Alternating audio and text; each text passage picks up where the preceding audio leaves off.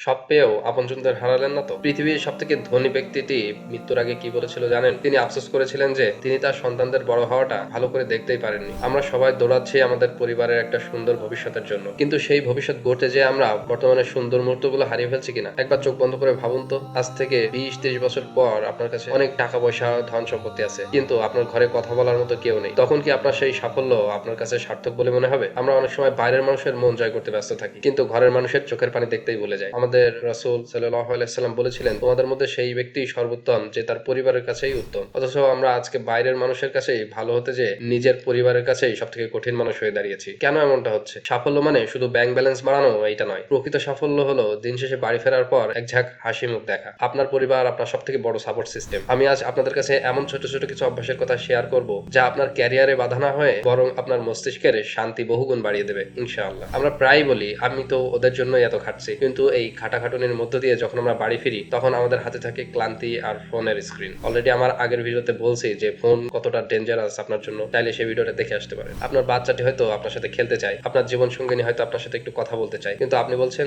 আমি টায়ার্ড। এই ছোট ছোট দূরত্বগুলোই একদিন বিশাল বড় দেয়াল তৈরি করে ফেলে। Formula 1, quality time. সারাদিন বাসায় থাকার দরকার নেই, দিনে মাত্র 30 মিনিট বা 1 ঘন্টা সময় দিন, কিন্তু সেই সময়টা যেন হয় ফোন মুক্ত। শুধু তাদের কথা শুনুন, তাদের চোখে চোখ রেখে হাসুন। ফর্মুলা 2, একসাথে খাবার খান। চেষ্টা করুন দিনে অন্তত একবেলা পরিবারের সবাই মিলে একসাথে খাবার খেতে। এটা শুধু খাবার খাওয়া নয়, এটা একে অপরের সাথে মনের কানেকশন তৈরি করে, যা আপনার ব্রেনটে এক প্রকার স্যাটিসফ্যাকশন মুড অন করে দেয়। এবং ফর্মুলা 3, ছোট ছোট প্রশংসা করুন। দ্যাটস মিন পরিবারের সদস্যদের কাজের প্রশংসা করুন। মায়ের রান্নার প্রশংসা, স্ত্রীর সারাদিন বাসায় কাজ করার প্রশংসা, বা সন্তানের ছোট কোনো অর্জনে তাকে উৎসাহ দেওয়া। এই ছোট ছোট বিষয়গুলি কিন্তু বড় বড় ক্ষত সারিয়ে তোলে, কিন্তু আমরা এগুলো না জানার কারণে, রিয়েলাইজ না করার কারণে অ্যাভয়েড করে যাই। কাজগুলো কিন্তু খুবই সামান্য, ছোট ছোট, বাট এটার ইম্প্যাক্ট অনেক বড় আলহামদুলিল্লাহ। এই ছোট ছোট 3টা ফর্মুলা অন্তত এখন অ্যাপ্লাই করুন এবং দেখুন যাদের জন্য এত পরিশ্রম করছেন তারা আপনার পাওয়ার হাউস হিসেবে আরো বেশি উদ্বুদ্ধ করবে ইনশাআল্লাহ। মনে রাখবেন, আপনি অফিস থেকে চলে গেলেই আপনার চেয়ারটা কিন্তু খালি থাকবে না, অন্য কেউ না কেউ এসে আপনার চেয়ারটা ঠিকই দখল করে নিবে। কিন্তু আপনার পরিবার থেকে আপনি চলে গেলে সেই শূন্যস্থান সারা জীবনেও কেউ পূরণ করতে পারবে না। আপনার সময় এবং আপনার ভালোবাসা আপনার পরিবারের জন্য সব থেকে বড় উপহার।